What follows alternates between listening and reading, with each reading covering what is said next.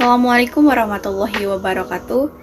Pada kesempatan kali ini, aku dan teman-temanku akan melakukan praktikum sederhana, yaitu pembuatan koloid pada agar-agar. Ada dua poin yang ingin kami sampaikan, yaitu yang pertama, pembahasan, dan yang kedua, cara pembuatannya atau praktek. Tonton video ini sampai akhir ya. Agar-agar atau agrosa adalah zat yang biasanya berupa gel yang diolah dari rumput laut atau alga. Di Jepang dikenal dengan nama kanten dan oleh orang Sunda disebut lengkong. Jenis rumput laut yang biasa diolah untuk keperluan ini adalah Eucheuma spinosum atau Rhodophycophyta. Beberapa jenis rumput laut dari golongan Gracilaria dan Gelidium Phaeophycophyta juga dapat dipakai sebagai sumber agar-agar. Agar-agar adalah jenis makanan yang berbentuk koloid atau padatan kenyal yang biasanya terbuat dari rumput laut. Agar-agar sangat disukai anak-anak karena memiliki bentuk dan rasa yang manis. Sifatnya yang dapat dibuat sesuai kemauan, sang pembuatnya membuat agar-agar dapat dengan mudah dibuat menjadi bentuk-bentuk yang menarik, seperti boneka. Dalam agar mengandung vitamin, mineral, koloid, yodium, asam lemak, esensial, asam amino, dan berbagai enzim.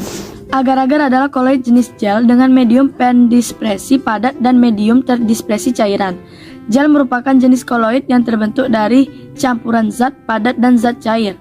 Gel terbentuk karena fase terdispersi mampu mengabsorpsi medium pendispersinya. Agar-agar sebenarnya adalah karbohidrat dengan berat molekul tinggi yang mengisi dinding sel rumput laut. Ia tergolong kelompok pektin dan merupakan suatu polimer yang tersusun dari monomer galaktosa. Agar-agar dapat dibentuk sebagai bubuk dan diperjualbelikan.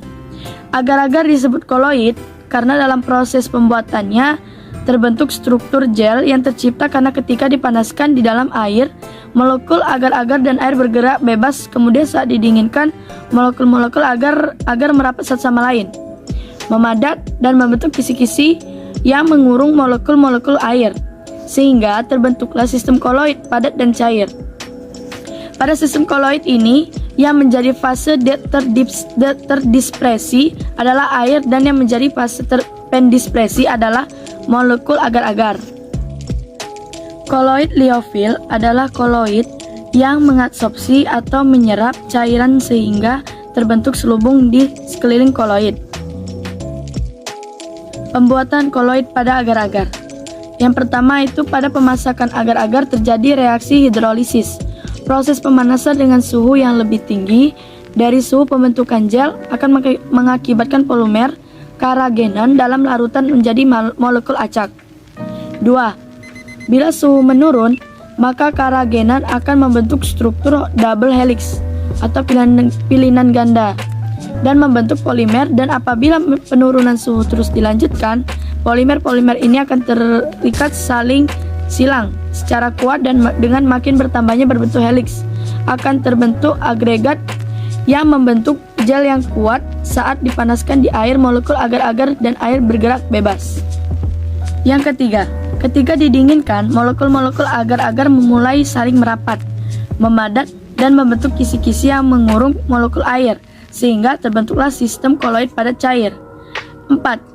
Kisi-kisi ini dimanfaatkan dalam elektroforesis gel agarosa untuk menghambat pergerakan molekul objek akibat perbedaan tegangan antara dua kutub.